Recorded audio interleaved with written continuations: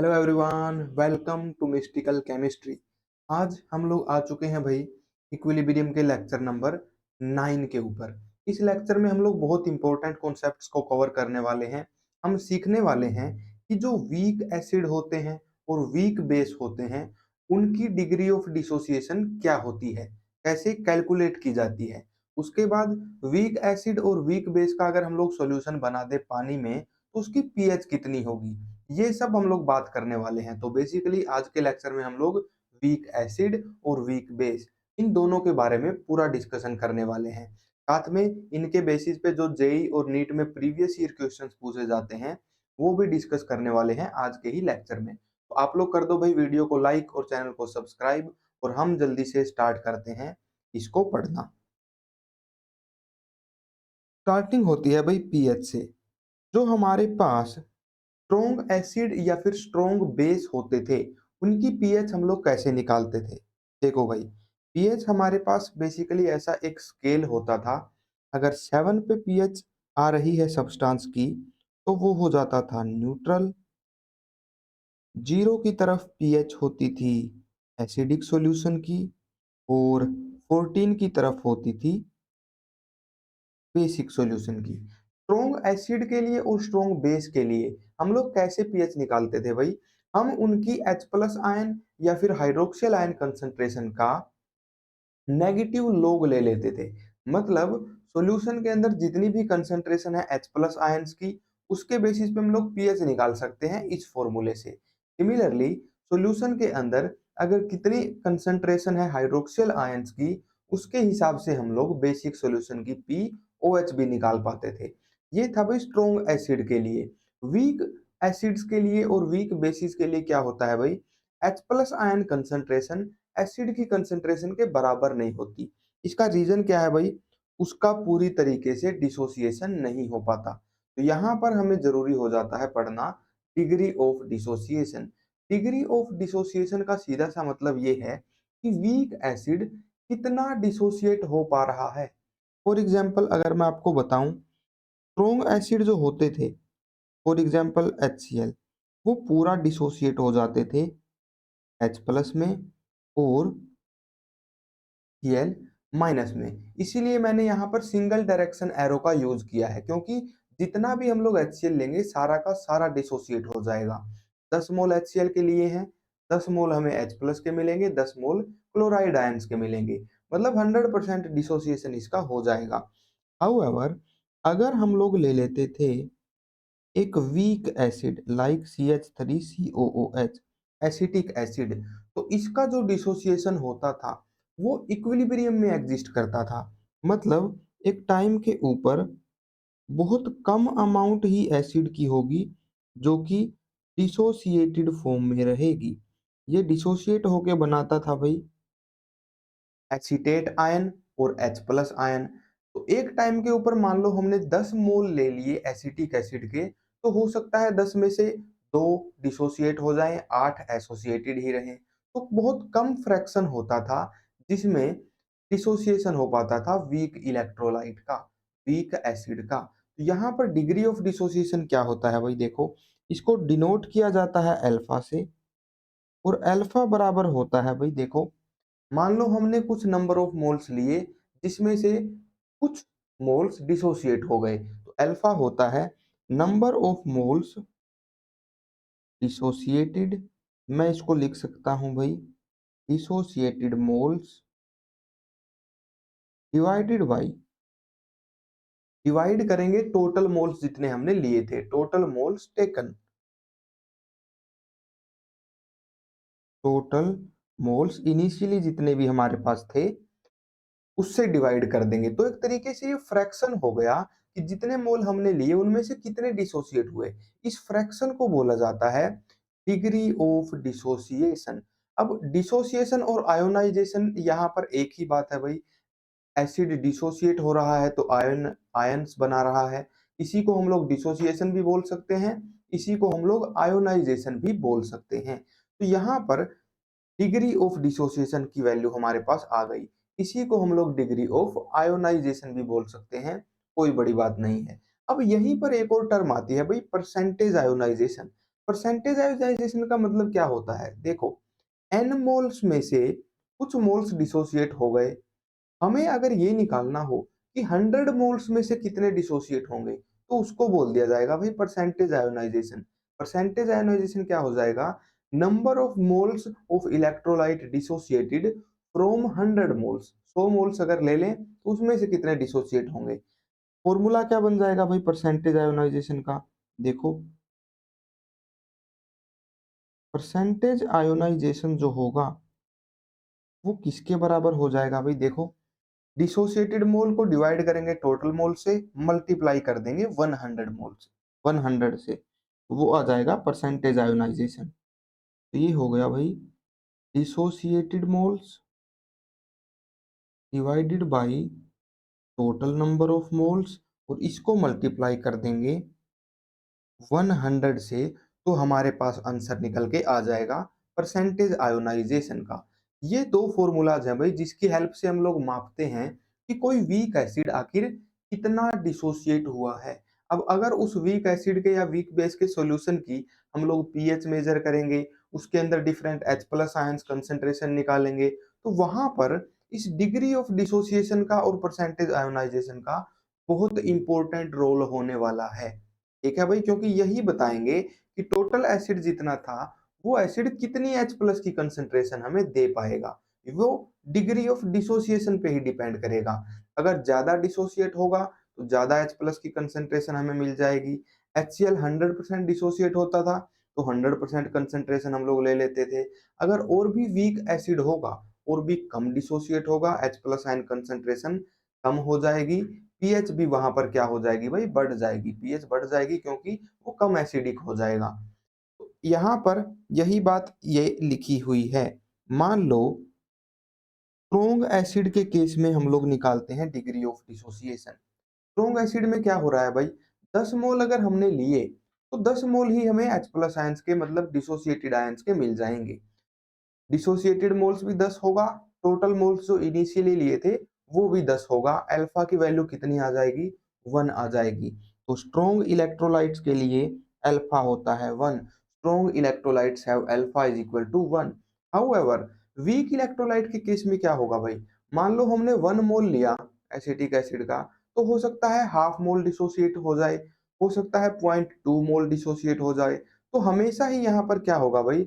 Dissociated number of moles हमेशा कम रहेंगे total number of मोल से। तो मतलब अल्फा की वैल्यू 1 से कम आने वाली है, डेसिमल्स में आने वाली है। तो वीकर इलेक्ट्रोलाइट्स के लिए जो अल्फा होता है वो हमेशा लेस देन 1 होता है, 1 से हमेशा कम होता है। स्ट्रॉन्ग इलेक्ट्रोलाइट्स पूरा डिसोसिएट होते हैं, उनका डिग्री ऑफ डिसोसिएशन 1 है। परसेंटेज आयोनाइजेशन उनका कितना होगा? 100% आयोनाइज हो रहे हैं तो 100% ही वो आने वाला है। डिसोसिएटेड और टोटल मोल्स बराबर हो जाएंगे स्ट्रॉन्ग एसिड में। ये 1 हो गया, 1 को मल्टीप्लाई करेंगे 100 से तो 100% आ जाएगा। स्ट्रॉन्ग एसिड्स का परसेंटेज आयोनाइजेशन 100% आएगा। और वीकर का कितना आएगा भाई? 0 से 99 के बीच में कितना भी आ सकता है। वीकर का ऑलमोस्ट 50 से नीचे ही रहता है। तो ये हो गया भाई degree of dissociation and percentage ionization का मतलब। अब यहाँ पर हम लोग क्या करेंगे भाई? इस अल्फा का आखिर क्या रिलेशन है वीक एसिड के इक्विलिब्रियम कांस्टेंट से या फिर डिसोसिएशन कांस्टेंट से?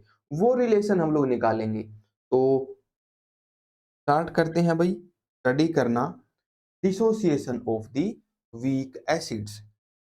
वीक एसिड कुछ इस तरह से डिसोसिएट होता था भाई। मान लो Ha है हमारे पास एक वीक एसिड जो कि डिसोसिएट हो रहा है H प्लस आयंस में एंड A नेगेटिव आयंस में। यहाँ पर हम लोग जो डिसोसिएशन कांस्टेंट होता था एसिड का, इस रिएक्शन का इक्विलिब्रियम कांस्टेंट बोल सकते हो, इस एसिड का डिसोसिएशन कांस्टेंट बोल सकते हो, या फिर एसिड का आयोनाइजेशन कांस्टेंट भी बोल सकते हो, Ka। इसकी वैल्यू क्या हो जाएगी? Product concentrations at equilibrium divided by reactant concentrations at equilibrium. यहाँ पर H प्लस की कंसंट्रेशन, A नेगेटिव की कंसंट्रेशन डिवाइडेड बाय HA की कंसंट्रेशंस, ये होती थी हमारे पास Ka की वैल्यू। यहाँ पर अब आता है एक इम्पोर्टेंट कॉन्सेप्ट।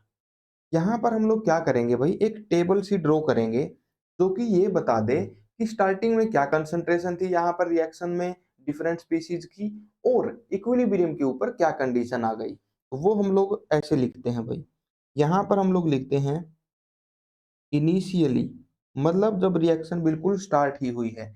रिएक्शन के स्टार्टिंग में हमारे पास सिर्फ रिएक्टेंट होता है। मान लो एसिड हमने लिया था सी कंसंट्रेशन में, इनिशियल कंसंट्रेशन जो एसिड की थी वो थी सी। अब स्टार्टिंग में क्योंकि रिएक्शन स्टार्ट ही हुई है, तो मतलब एसिड अभी आयोनाइज नहीं हुआ है, H प्लस आयंस और A नेगेटिव आयंस अभी तक नहीं बने हैं। तो स्टार्टिंग में इनिशियली इनकी कंसंट्रेशन हमेशा जीरो रहती है। अब यहाँ पर इक्विलिब्रियम की बात करते हैं भाई, इक्विलिब्रियम के ऊपर क्या होगा। एट इक्विलिब्रियम, मान लो सी कंसंट्रेशन हमारे पास थी, तो हमें पता है भाई वीक एसिड के केस में 100% डिसोसिएशन नहीं हो पाता। 100% डिसोसिएशन हो जाता तो यहाँ पर कंसंट्रेशन एच की जीरो बचती, सारा का सारा डिसोसिएट हो चुका होता। लेकिन हमें पता है भाई सी जो कंसंट्रेशन है इनिशियल, उसका कुछ फ्रैक्शन ही डिसोसिएट हो पाता है। कितना डिसोसिएट हो पाता है भाई, उसी को अल्फा बोलते हैं। तो अगर हमें निकालना हो कितनी कंसंट्रेशन यहाँ पर डिसोसिएट हो चुकी है एच की, तो वो हो जाएगी भाई सी अल्फा। अब अगर सी अल्फा, सी की मल्टीप्लाई कंसंट्रेशन की मल्टीप्लाई हम लोग अल्फा से कर देंगे डिग्री ऑफ डिसोसिएशन से, तो ये हमें बताएगा कि ओवरऑल कंसंट्रेशन का कितना फ्रैक्शन डिसोसिएट हो चुका है। अगर सी अल्फा अमाउंट डिसोसिएट हो चुकी है एच की, तो वो सी अल्फा कंसंट्रेशन हमें एच की मिल जाएगी और ए नेगेटिव की मिल जाएगी। तो H प्लस आयंस की कंसंट्रेशन जो इक्विलिब्रियम पे होगी वो हो जाएगी सी अल्फा, ए नेगेटिव की भी सी ही अल्फा ही रहेगी क्योंकि दोनों की स्टोक्योमेट्री बराबर है। यहाँ पर एच ए की कंसंट्रेशन कितनी बचेगी, सी थी स्टार्टिंग में, सी अल्फा डिसोसिएट हो चुका है, अब कितना बचा है सी माइनस सी अल्फा। ये कंसंट्रेशन हो जाएगी तीनों स्पीशीज की इक्विलिब्रियम कंडीशन के ऊपर। अब यहाँ पर हम लोग क्या करेंगे भाई, इक्विलिब्रियम के ऊपर जो कंसंट्रेशन हमने यहाँ पर लिखी हुई है, इनकी वैल्यूज पुट कर देंगे डिग्री ऑफ डिसोसिएशन की फॉर्म में।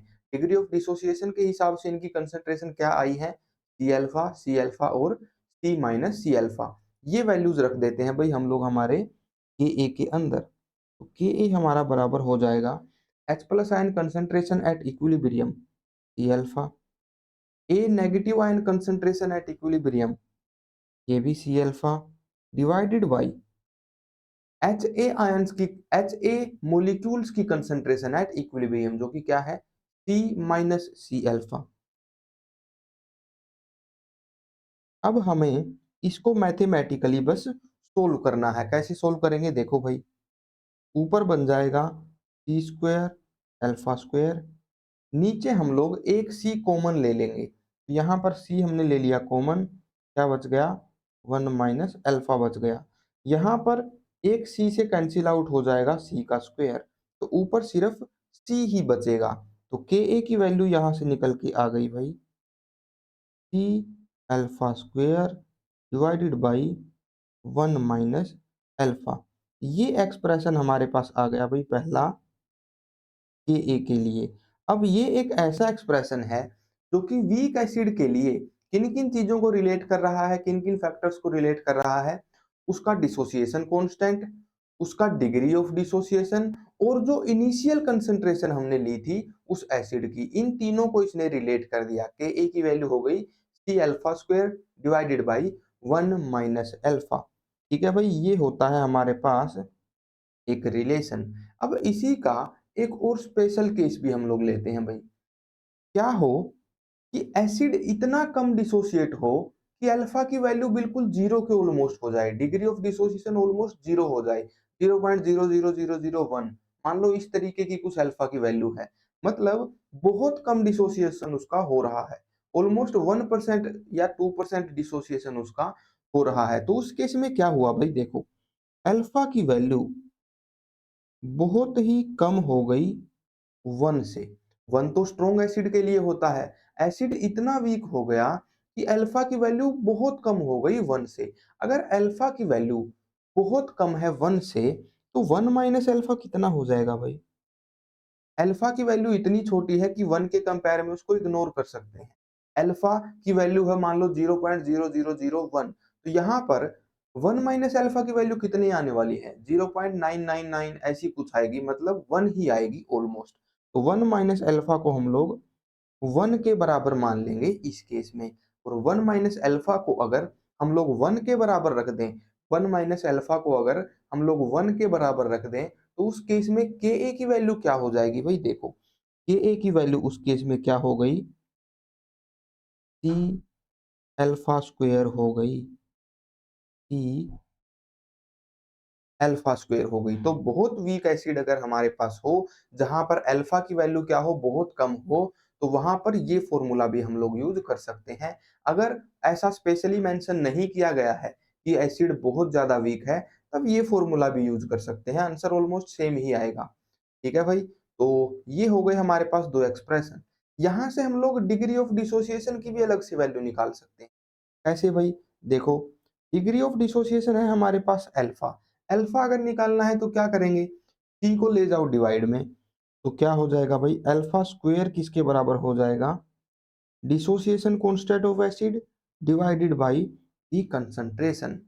अल्फा का स्क्वायर है, यहाँ पर स्क्वायर को दूसरी तरफ लेके जाएंगे तो स्क्वायर रूट बन जाएगा। अल्फा किसके बराबर आ जाएगा? के ए डिवाइडेड बाय कंसंट्रेशन के स्क्वायर रूट के। ये एक एक्सप्रेशन हमारे पास आ गया डिग्री ऑफ डिसोसिएशन के लिए। ठीक है भाई, ये एक एक्सप्रेशन हमारे पास आ गया डिग्री ऑफ डिसोसिएशन के लिए। ठीक है भाई, अगर हमें वीक एसिड की निकालनी है पीएच, तो वो कैसे निकालेंगे? वो भी बहुत आसानी से हम लोग निकाल सकते हैं। देखो भाई, पीएच क्या होती है? इक्विलिब्रियम के ऊपर अगर हमें H प्लस आयन कंसंट्रेशन पता चल जाए, तो हम लोग बड़े आराम से पीएच निकाल सकते हैं। पीएच क्या होती है? देखो, negative log concentration of H plus ions.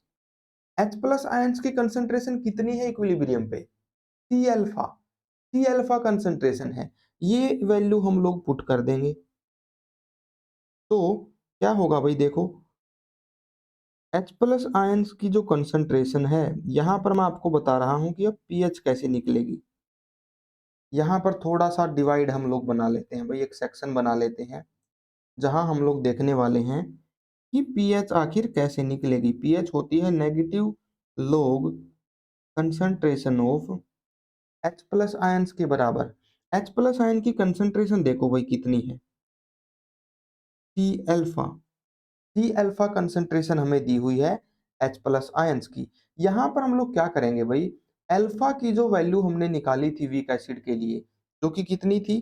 के ए बाई सी के बराबर थी, उसको पुट कर देंगे अल्फा की जगह। ये बराबर हो जाएगा सी under the root K A by सी। नीचे है अंडर द रूट सी, बाहर है कंप्लीट सी, कैंसिल आउट हो जाएंगे। क्या क्या मिलेगा? के ए अंडर रूट सी। ये हमें मिल जाएगी H प्लस आयंस की कंसंट्रेशन एट इक्विलिब्रियम। ठीक है भाई, H प्लस आयन की कंसंट्रेशन हमें मिल गई। पीएच निकालना अब बाएं हाथ का खेल है। क्या करेंगे? दोनों तरफ नेगेटिव लोग ले लेंगे। दोनों तरफ नेगेटिव लोग हम लोग ले लेंगे। Negative log of H plus ion concentration इसके बराबर हो जाएगा negative log of under the root K A C. Under the root को हम लोग पावर में 1/2 भी लिख सकते हैं, एक ही बात है। अब हमें लोगरिदम को सोल्व करना पड़ेगा। तो लोगरिदम को कैसे सोल्व करेंगे? देखो, लेफ्ट साइड में तो हमारे पास पीएच ही बन गया, negative log concentration of H plus ions, इसी को हम लोग पीएच बोल सकते हैं। लोगरिदम को कैसे सोल्व करेंगे? देखो, लोग जो है वो पावर को मल्टीप्लाई में ले आता है, मतलब फ्रंट में ले आता है। नेगेटिव लॉग के ए सी की पावर हाफ, ये बराबर हो जाएगा हाफ आ जाएगा आगे। 1/2 को हम लोग ले लेते हैं ब्रैकेट के बिल्कुल बाहर। अंदर क्या बचा? नेगेटिव लॉग के ए मल्टीप्लाइड बाई सी। ये हमारे पास बच गया। अब आगे क्या करेंगे भाई? देखो, यहाँ पर फॉर्मूला लगाएंगे log a multiplied by B का। log a multiplied by B होता है log a plus log b। Minus sign को अगर यहीं पर रखें तो ये हो जाएगा माइनस का log के ए प्लस log c। माइनस का साइन हमने बाहर ही रख लिया। फर्दर सोल्व करते हैं भाई। हाफ, इस नेगेटिव साइन को अगर अंदर लेके जाएंगे तो ये बन जाएगा नेगेटिव log के ए, जो कि किसके बराबर हो जाएगा भाई? नेगेटिव log के ए बराबर हो जाएगा पी के ए के। पी के ए इसके बराबर हो गया। इस नेगेटिव साइन को अंदर लेके जा रहे हैं तो log सी भी नेगेटिव हो जाएगा, माइनस का log सी। ये हमारे पास हो जाएगा। मतलब कि अगर वीक एसिड का हमें डिसोसिएशन कांस्टेंट पता चल जाए और इनिशियली क्या कंसंट्रेशन थी वो पता चल जाए, स्टार्टिंग में कितनी कंसंट्रेशन ली थी और उसका डिसोसिएशन कांस्टेंट क्या है, ये बातें अगर हमें पता चल जाए तो हम डायरेक्टली पीएच भी निकाल सकते हैं उस एसिडिक सॉल्यूशन की। तो यहाँ पर हमने काफी सारी इंपॉर्टेंट चीजें पढ़ ली हैं भाई। वीक एसिड का सारा मटेरियल एक ही पेज के ऊपर हमारे पास आ गया है। क्या क्या पढ़ा है ध्यान से समझना।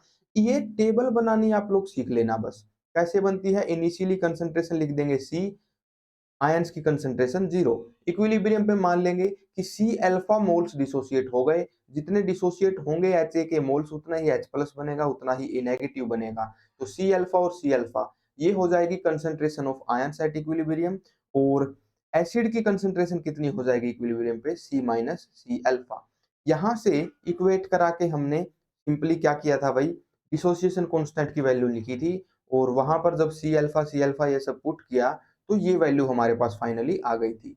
उसके बाद हमने एक स्पेशल केस किया वीक एसिड के लिए। वीक एसिड्स के लिए डिग्री ऑफ डिसोसिएशन 1 से बहुत कम हो जाता है। अगर अल्फा की वैल्यू 1 से बहुत कम है तो 1 माइनस अल्फा अगेन 1 के ही बराबर हो जाएगा, क्योंकि अल्फा तो ऑलमोस्ट जीरो ही हो गया। 1 से बहुत छोटा है तो जीरो के आसपास ये होने वाला है। के ए की वैल्यू कितनी आ जाएगी भाई? देखो 1 माइनस अल्फा को 1 रख दो, के ए की वैल्यू हो जाएगी सी अल्फा स्क्वायर। तो यहाँ से के ए का एक्सप्रेशन आ गया था। इसी एक्सप्रेशन से फिर हमने क्या किया था भाई? अल्फा का एक्सप्रेशन भी निकाला था। कैसे? कंसंट्रेशन को इस तरफ ले गए, स्क्वायर को दूसरी तरफ ले गए तो वो स्क्वायर रूट बन गया। तो डिग्री ऑफ डिसोसिएशन यहाँ से आ गया। अब आगे हमने क्या किया कि इसी एसिड की अगर हमें पीएच निकालनी पड़ जाए तो वो कैसे निकालेंगे? देखो पीएच होती है negative log concentration of H plus ion. H plus ion concentration कितनी है इक्विलिब्रियम पे? D alpha. अल्फा की ये वैल्यू यहाँ पर पुट कर दो, एच प्लस आयन की कंसंट्रेशन की वैल्यू आ जाएगी जो कि क्या होगी? के ए मल्टीप्लाइड की बाई सी के अंडर रूट के बराबर हो जाएगी। फिर क्या करना है? दोनों तरफ नेगेटिव लॉग लेना है, लॉग के कुछ फॉर्मूला लगाने हैं। पहला फॉर्मूला क्या है? लॉग की पावर अगर है तो वो आगे आ जाती है, मल्टीप्लाई हो जाती है।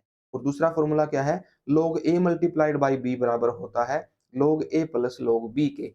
इस तरीके से इक्वेट करके हम लोगों ने पीएच की वैल्यू निकाल ली। ये हो गया भाई वीक एसिड के लिए dissociation constant, degree of dissociation और पीएच। ये तीनों चारों फॉर्मूले ही इंपॉर्टेंट हैं। आप लोग ड्राइव करोगे तो आपको याद भी हो जाएंगे। इनका मतलब समझना भी जरूरी है।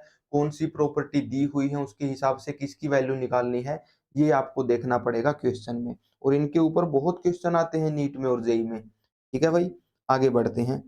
आगे आता है एक और इम्पोर्टेंट कॉन्सेप्ट जो कि है ओस्टवाल्ड्स डाइल्यूशन लॉ। ये हमें क्या बताता है? सबसे पहले तो डाइल्यूशन का मतलब समझो भाई। डाइल्यूशन का मतलब कुछ इस तरह होता है। मान लो हमारे पास एक कंटेनर था जिसके अंदर हमने पानी डाल रखा था। ठीक है भाई, ये है हमारे पास एक वॉल्यूम। इसके अंदर हमने कोई वीक इलेक्ट्रोलाइट क्या किया भाई? डाल दिया। मान लो हमने एन मोल्स डाल दिए जो कि प्रेजेंट है इस वक्त इस सॉल्यूशन में। अब यहाँ पर हमें पता है कि कुछ फ्रैक्शन ही होता है जो कि डिसोसिएट हो पाता है।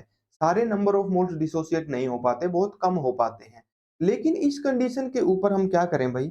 अगर और एक्स्ट्रा वाटर डाल दें, मतलब सोलवेंट हमने और भी ज्यादा ऐड कर दिया, इतना सोलवेंट हमने कर दिया, तो क्या सोलवेंट ऐड करने से, वाटर एक्स्ट्रा ऐड करने से कंसंट्रेशन पर कोई फर्क पड़ेगा?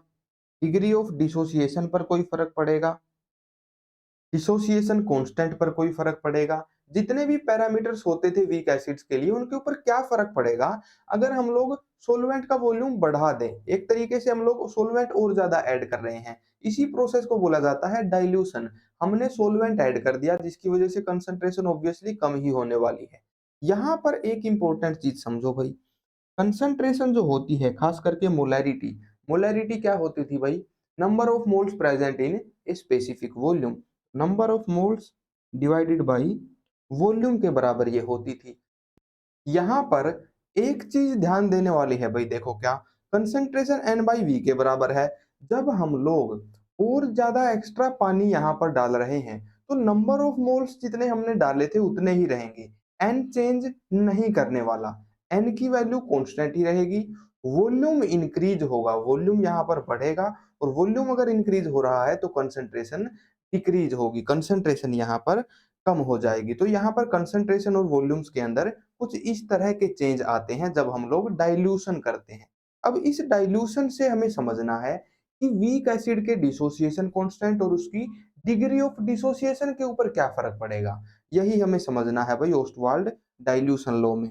देखो भाई, हमारे पास जो अल्फा की वैल्यू होती थी वो होती थी के ए डिवाइडेड बाई कंसंट्रेशन के अंडर रूट के, इसके बराबर होती थी।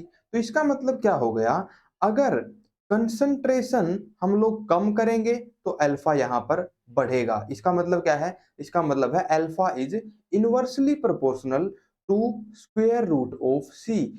सी जो कंसंट्रेशन है उसके स्क्वायर रूट के इनवर्सली प्रोपोर्शनल है हमारे पास अल्फा। यहां पर आप लोग क्या करो भाई, कंसंट्रेशन की जो वैल्यू है वो एन बाई वी पुट कर दो और देखो फिर क्या होगा, K a divided by N by V, volume उठ के आ जाएगा ऊपर, तो ये हमारे पास हो जाएगा भाई K A V divided by N. यहाँ पर के ए है equilibrium constant, number of moles जो है वो भी यहाँ पर कांस्टेंट है, वी की वैल्यू चेंज कर रही है।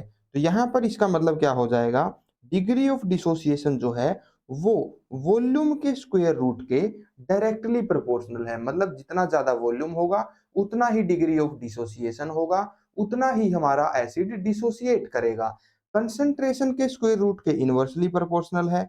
इसका मतलब क्या हो जाएगा भाई, जितनी ज्यादा कंसंट्रेशन हमारी होगी उतना ही कम एसिड डिसोसिएट हो पाएगा। तो कंसंट्रेशन का और वॉल्यूम का ये फर्क पड़ता है। अगर वॉल्यूम बढ़ा रहे हैं मतलब डाइल्यूशन कर रहे हैं तो वहां पर डिग्री ऑफ डिसोसिएशन बढ़ जाएगा, एसिड और ज्यादा डिसोसिएट हो पाएगा। ये मतलब हो गया ओस्टवाल्ड डाइल्यूशन लॉ का। ये हमें क्या बता रहा है, स्टेटमेंट पढ़ते हैं आप लोग समझ जाओगे कि जितना मैंने एक्सप्लेन किया है वही सब यहाँ लिखा हुआ है। ये लॉ हमें बताता है at a given temperature the degree of ionization of a weak acid is inversely proportional to square root of concentration। किसी भी दिए हुए तापमान पे जो डिग्री ऑफ डिसोसिएशन होता है वीक एसिड का वो कंसंट्रेशन के स्क्वायर रूट के इनवर्सली प्रोपोर्शनल होता है, and directly proportional to the square root of volume, volume के स्क्वायर रूट के डायरेक्टली प्रोपोर्शनल होता है। यही है ओस्टवाल्ड डाइल्यूशन लॉ। ये हमें सिंपली यही बताता है कि वीक एसिड अगर हमारे पास किसी छोटे से सॉल्यूशन में प्रेजेंट है, जितना सॉल्यूशन को बढ़ा देंगे उसमें जितना ज्यादा पानी ऐड कर देंगे उतना ही ज्यादा एसिड डिसोसिएट हो पाएगा। It simply means weak acid will dissociate more if solvent is available in excess amount. अगर सॉल्वेंट ज्यादा अमाउंट में प्रेजेंट होगा तो ज्यादा एसिड डिसोसिएट होगा। ये फर्क पड़ता है भाई डाइल्यूशन करने का डिग्री ऑफ डिसोसिएशन पे और हमारे डिसोसिएशन कांस्टेंट पे। ये था ओस्टवाल्ड का डाइल्यूशन लॉ। अब हम लोग आगे पढ़ते हैं भाई, डिसोसिएशन ऑफ वीक बेस हम लोग स्टडी करेंगे। जैसे हमने वीक एसिड के लिए क्या क्या स्टडी किया, उसका डिसोसिएशन कैसे होता है, डिसोसिएशन कांस्टेंट क्या होता है, डिग्री ऑफ डिसोसिएशन क्या होता है, डिग्री ऑफ डिसोसिएशन के बाद परसेंटेज आयोनाइजेशन क्या होता है, इनके एक्सप्रेशन क्या होते हैं, ये सब हमने स्टडी किया था वीक एसिड के लिए। वीक एसिड की पीएच कैसे निकालेंगे उसके लिए भी स्टडी किया था। यहाँ पर हम लोग वीक बेस के लिए वही सारी चीजें दोहराने वाले हैं। मान लो वीक बेस कोई है, अब बेस क्या होता है भाई, देखो तीन कॉन्सेप्ट हमने पढ़े थे, अर्हेनियस, ब्रोंस्टेड और लेविस। तीनों के हिसाब से बेस की डेफिनेशन अलग अलग थी। यहाँ पर हम लोग बात करेंगे अर्हेनियस कॉन्सेप्ट की। अर्हेनियस कॉन्सेप्ट के हिसाब से बेस वो होता है जो हाइड्रोक्सिल आयन दे दे। तो हाइड्रोक्सिल आयन जो बेस दे दे, ऐसा बेस हम लोग चूज करेंगे। POH मान लो हमारा बेस है, हमारा बेस हो गया BOH। जब ये डिसोसिएट होगा तब ये बी पॉजिटिव देगा और OH माइनस देगा, हाइड्रोक्सिल आयन देगा, ये दो आयन से देगा। वैसी ही एक टेबल सी हम लोग यहाँ पर भी बनाएंगे। क्या करेंगे भाई, देखो मान लेंगे कि इनिशियली रिएक्शन की स्टार्टिंग में क्या होता है, हमारे पास सिर्फ इलेक्ट्रोलाइट होता है, आयंस नहीं बने होते। तो BOH की कंसंट्रेशन हो गई C, इन दोनों की हो गई 0। क्योंकि वीक बेस है इसलिए इसका डिसोसिएशन भी इक्विलिब्रियम में एग्जिस्ट करेगा। मान लेते हैं अल्फा है इसका डिग्री ऑफ डिसोसिएशन। तो यहां पर कितनी कंसंट्रेशन डिसोसिएट हो जाएगी, देखो भाई कंसंट्रेशन यहां पर टोटल थी सी कंसंट्रेशन का अल्फा फ्रैक्शन डिसोसिएट हो गया। तो मतलब टोटल कितना डिसोसिएट हुआ, सी मल्टीप्लाइड बाई अल्फा। अगर हमें ये बोल दिया जाए कि वन कंसंट्रेशन थी और उसका हाफ फ्रैक्शन डिसोसिएट हो गया, तो हाफ फ्रैक्शन डिसोसिएट हुआ है मतलब हमें हाफ से इसकी मल्टीप्लाई करनी पड़ेगी। अगर सी कंसंट्रेशन है, उसका यहाँ पर हाफ फ्रैक्शन डिसोसिएट हुआ है, तो सी की मल्टीप्लाई हाफ से करेंगे, सी मल्टीप्लाइड बाई 1/2 हो जाएगा वहां पर टोटल अमाउंट डिसोसिएटेड। सिमिलरली जितनी इनिशियल कंसंट्रेशन है उसको डिग्री ऑफ डिसोसिएशन से मल्टीप्लाई कर दो, हमारे पास क्या आ जाएगा, टोटल अमाउंट आ जाएगा जो कि डिसोसिएट हुआ है।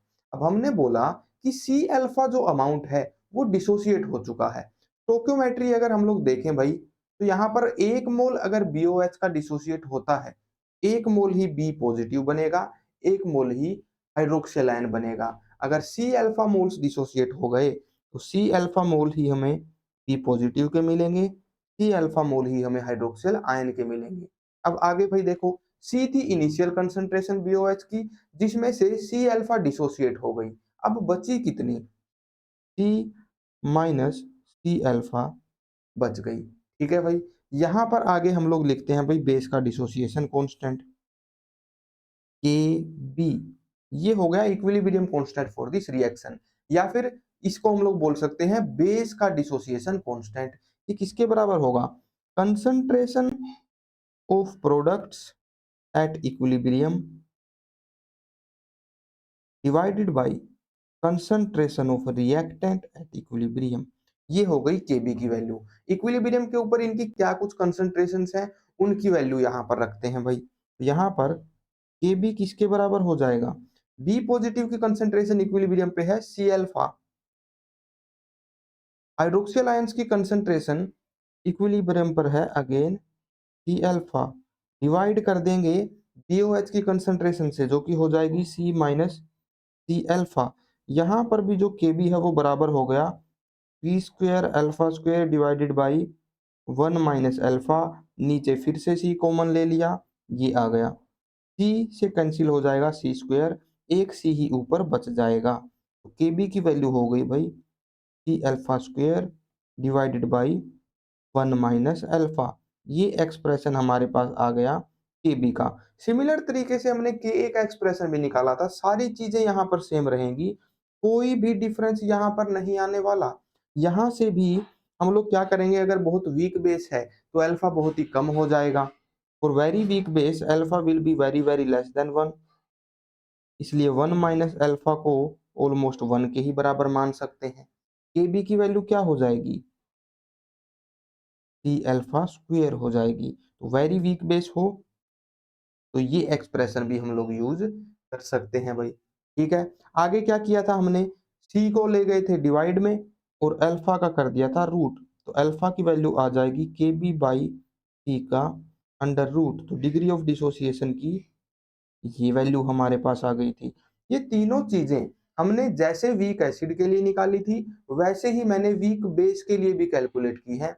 ये हो जाएगा हमारा तीनों का एक्सप्रेशन। इसके बाद हम लोग क्या करते थे भाई, इसके बाद हम लोग कैलकुलेट करते थे पीएच। पीएच कैसे कैलकुलेट कर सकते हैं, देखो यहाँ पर एक चीज आप लोग ध्यान से समझना भाई, पीएच का कैलकुलेशन में थोड़ा सा डिफरेंस है, ज्यादा नहीं है, बहुत ही थोड़ा सा डिफरेंस है। यहाँ पर क्योंकि हाइड्रोक्सियल आयन कंसंट्रेशन है, इसलिए हमें पीओएच निकालनी पड़ेगी पहले। देखो भाई, पीएच का कैलकुलेशन समझते हैं। पीओएच किसके बराबर होता था? Negative log concentration of hydroxyl ions. Hydroxyl ions की कंसंट्रेशन यहाँ पर आप लोग देखेंगे कितनी है, इक्विलिब्रियम पे है हमारे पास सी अल्फा, इसी से हमारा पीओएच निकल के आएगा। क्या करो भाई, सबसे पहले तो अल्फा की जो वैल्यू हमने निकाली थी के बी बाई सी का अंडर रूट, वो यहाँ पर पुट करो। अल्फा की वैल्यू है K b divided by C का अंडर रूट सी से सी कैंसिल हो जाएगा, क्या बचेगा? के बी अंडर रूट सी। ये आ गई हाइड्रोक्सियल आयन की कंसंट्रेशन। यहाँ पर क्या करो, नेगेटिव लोग ले लो दोनों तरफ। नेगेटिव लोग concentration of hydroxyl ion is equal to negative log concentration of Kb multiplied by T का अंडर रूट। ये हमारे पास किसके बराबर हो गया भाई? POH के बराबर हो गया। और यहाँ पर आ गया 1/2 ले लेंगे बाहर कॉमन, नेगेटिव साइन जाएगा अंदर, log A multiplied by B का फॉर्मूला लगाएंगे, ये हो जाएगा negative log AB minus log C। ये आ गया पीओएच का एक्सप्रेशन। यहाँ पर नेगेटिव log के बी, इसको हम लोग पुट कर सकते हैं सिंपली पी के बी के बराबर, पी के बी आ गया माइनस log C। ये फॉर्मूला बन गया भाई हमारे पास पीओएच का। ये पीओएच का फॉर्मूला बना है, ना कि पीएच का, ये बात आपको ध्यान में रखनी जरूरी है। हाउएवर 25 डिग्री सेल्सियस के ऊपर बात करें तो पीएच प्लस पीओएच, इन दोनों का एडिशन 14 के बराबर होता है। तो पीओएच की वैल्यू अगर हमारे पास ऊपर के एक्सप्रेशन में आ गई है कुछ इस तरह से, तो यहाँ से हम लोग पीएच भी निकाल सकते हैं। पीएच क्या हो जाएगी? 14 minus pOH, 14 minus half P के बी माइनस log सी। इस तरीके से हम लोग पीएच का फॉर्मूला भी ड्राइव कर सकते हैं। बस इतना ध्यान में रखना है, हाइड्रोक्सियल आयन के कंसंट्रेशन से पीओएच निकलेगी और H प्लस आयन के कंसंट्रेशन से पीएच निकलेगी। तो इस तरीके से बेस के लिए भी हम लोग ये सारी चीजें ड्राइव कर सकते हैं, जैसे हमने एसिड के लिए की थी। उसका डिसोसिएशन कांस्टेंट क्या होगा, डिग्री ऑफ डिसोसिएशन क्या होगा, और उसकी पीएच क्या होगी या फिर पीओएच क्या होगी। ये सारी चीजें हमने सीख ली भाई, एसिड के लिए भी और बेस के लिए भी। ये दो एक्सप्रेशन हमारे पास आए हैं, एसिड के लिए और बेस के लिए। यहाँ पर देखो पीएच ऑफ वीक बेस का जो एक्सप्रेशन है वो यहाँ पर गलत लिखा हुआ है, क्योंकि ये वैल्यू तो पीओएच की होती है। अगर पीएच निकालनी हो वीक बेस की तो वो कैसे निकलेगी?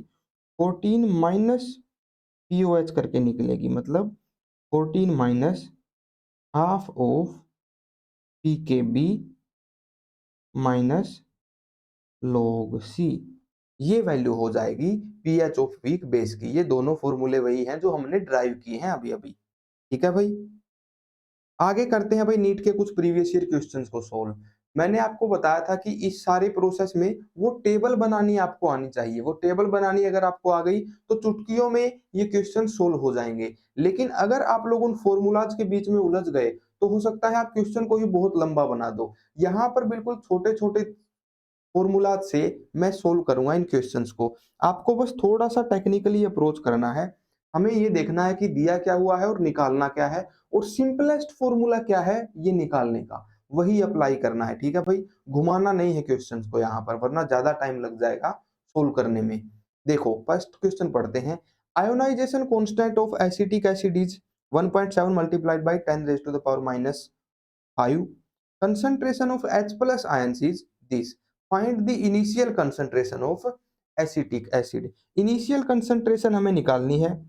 H plus ions की concentration दी हुई है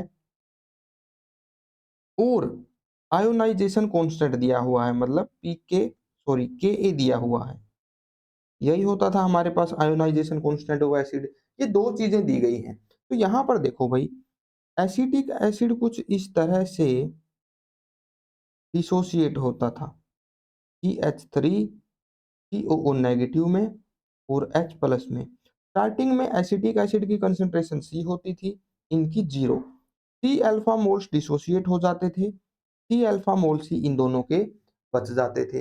अल्फा की वैल्यू हमने निकाली भी थी, इसके अंदर कितनी होती थी भाई, Ka बाई सी होती थी, यही होती थी। अब यहां से H प्लस आयन की कंसंट्रेशन हमें दी हुई है और C की वैल्यू हमें निकालनी है, तो सीधा सा क्वेश्चन ही यहां से स्टार्ट करो। H प्लस की कंसंट्रेशन किसके बराबर होगी भाई, यहां पर मैं थोड़ी सी जगह बनाता हूं। H प्लस की कंसंट्रेशन सिंपली बराबर हो जाएगी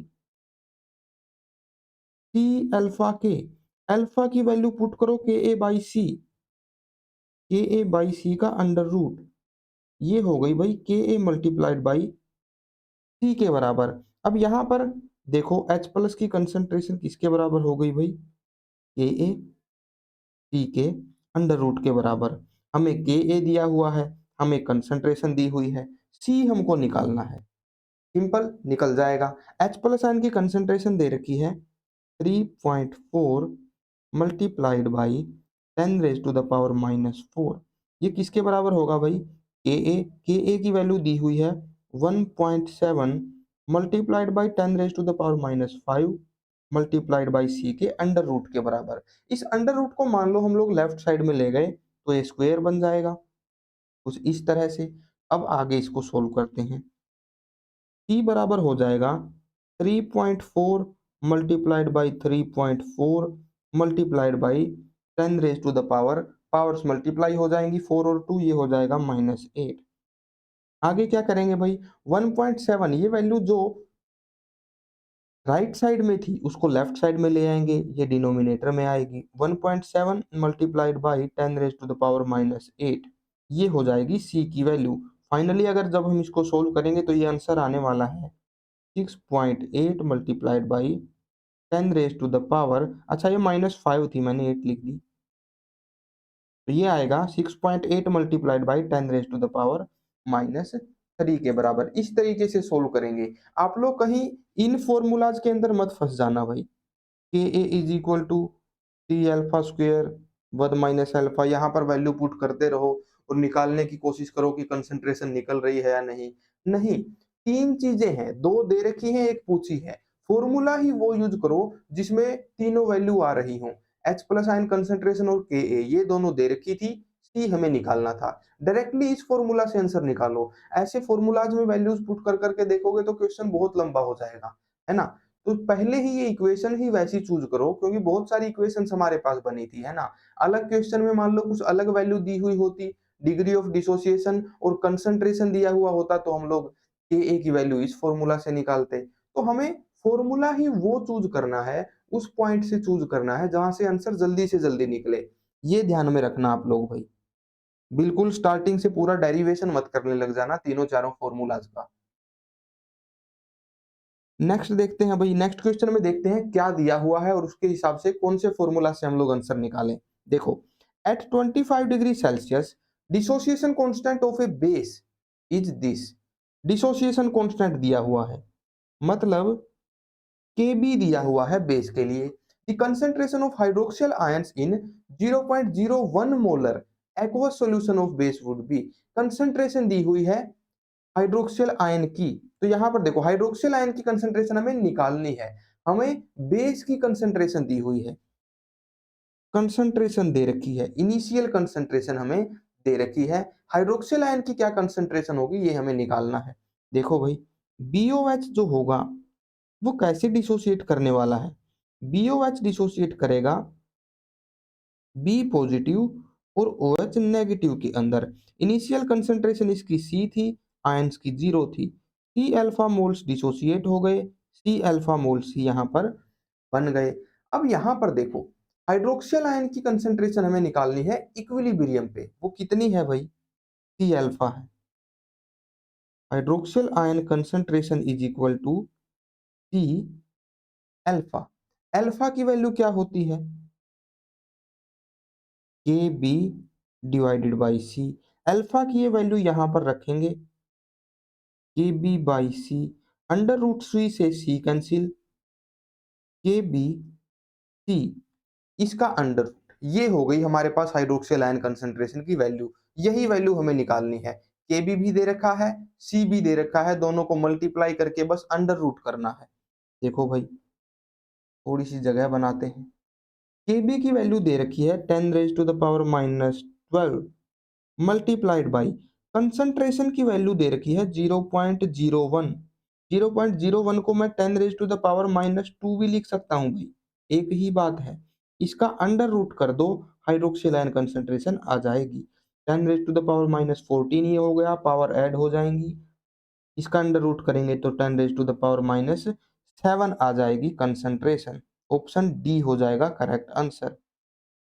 ऊपर वाले का हमने करेक्ट आंसर नहीं बताया था भाई। कंसंट्रेशन यहाँ पर 6.8 मल्टीप्लाइड बाई 10⁻³ आई है, डी हो जाएगा करेक्ट आंसर।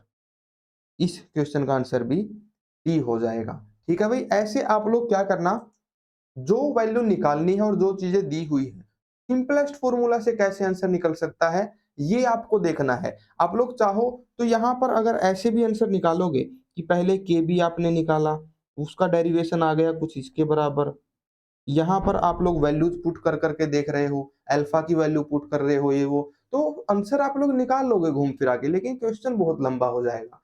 यहाँ पर सीधा वो फॉर्मूला उठाना है आपको जिससे डायरेक्ट आंसर निकल पाए। ठीक है, दो तीन फॉर्मूला है जो ध्यान में रखने हैं। नेक्स्ट है हमारे पास एक और क्वेश्चन भाई। अच्छा, ये परसेंटेज आयोनाइजेशन का क्वेश्चन है। ये हमें कैसे सोल्व करना होगा, देखो सबसे पहले इसको पढ़ते हैं। A weak acid HA has Ka 10⁻⁻5, Ka की वैल्यू दे रखी है, ये हो गया हमारा Ka। If 0.1 mole of this acid is dissolved in 1 litre of water, 0.1 mole dissolve किया गया है 1 लीटर में। यहाँ पर मतलब कंसंट्रेशन नहीं दी, लेकिन नंबर ऑफ मोल्स दे दिए और वॉल्यूम दे दिया। The percentage acid dissociated at equilibrium is closest to, कितना परसेंट डिसोसिएट होगा इक्विलिब्रियम पे, वो हमें बताना है। देखो हमारे पास Ka है, कंसंट्रेशन हम लोग निकाल सकते हैं। कंसंट्रेशन क्या होती है, number of moles divided by volume in litre, तो 0.1 हो जाएगी हमारी कंसंट्रेशन। के दे रखा है, सी दे रखा है, परसेंटेज आयोनाइजेशन हमें निकालना है। देखो इन दोनों वैल्यू से हम लोग क्या कर सकते हैं भाई, अल्फा निकाल सकते हैं, और अल्फा को जब 100 से मल्टीप्लाई करते हैं तो वही हमारे पास परसेंटेज आयोनाइजेशन होता है। अल्फा सिंपली होता है के ए डिवाइडेड बाई सी के अंडर रूट के बराबर, सिंपल। दोनों की वैल्यू यहाँ पर पुट करो। के ए इज 10⁻⁻5, कंसंट्रेशन इज 10⁻⁻1। 0.1 को मैं 10⁻⁻1 भी लिख सकता हूँ, सीधी सी बात है। ऊपर जाएंगे पावर माइनस हो जाएगी, -5 + 1, तो ये बन जाएगा 10⁻⁻4। इसका हमें करना है अंडर रूट, तो ये हो जाएगा 10⁻⁻2, मतलब कि इसके बराबर ये आ गया। ये आया है हमारे पास degree of dissociation. Degree of dissociation क्या होता है भाई, number of moles dissociated divided by total mole. Percentage dissociation क्या हो जाएगा, number of mole dissociated divided by total moles multiplied by 100 और हो जाएगा। तो इसकी मल्टीप्लाई अगर हम लोग 100 से कर देंगे तो आ जाएगा हमारे पास परसेंटेज डिसोसिएशन। परसेंटेज डिसोसिएशन यहाँ पर कितना हो गया भाई, नंबर ऑफ मोल्स डिसोसिएटेड जो कि है 10⁻⁻2 वैल्यू आ गई है moles dissociated divided by total moles की। इसको मल्टीप्लाई और करना है 100 से, ये 1% आ जाएगा भाई, 1% आ जाएगा approximate dissociation. A will be the correct answer. ठीक है भाई, this will be the answer. इस तरीके से आंसर निकाल सकते हैं। तो आज के लेक्चर में इतना ही पढ़ेंगे भाई। अगले लेक्चर्स में हमारे और इंपॉर्टेंट टॉपिक्स स्टार्ट होने वाले हैं। के ए और के बी का आपस में क्या रिलेशन होता है, एसिड बेस कॉन्जुगेट पेयर में जब एग्जिस्ट करते हैं तो एसिडिक स्ट्रेंथ और बेसिक स्ट्रेंथ हम लोग कैसे आइडिया लगाते हैं, ये सारी चीजें हम लोग स्टडी करने वाले हैं आज के आने वाले लेक्चर्स में। आज के लेक्चर में हमने क्या क्या स्टडी किया है, वीक एसिड और वीक बेस, इनका डिसोसिएशन कांस्टेंट कैसे निकलता है, इनका डिग्री ऑफ डिसोसिएशन क्या होता है और कैसे निकलता है, और इनके लिए पीएच और पीओएच क्या होती है, कैसे निकाली जाती है। इसके अलावा हमने एक और छोटा सा कॉन्सेप्ट और पढ़ा है, ओस्टवाल्ड डाइल्यूशन लॉ। डाइल्यूशन के साथ डिसोसिएशन इंक्रीज हो जाता है, ये बताया है उस लॉ ने। तो ये पढ़ा है हमने आज के लेक्चर में। Thank you so much for watching. Bye bye, take care, happy learning. Bye guys.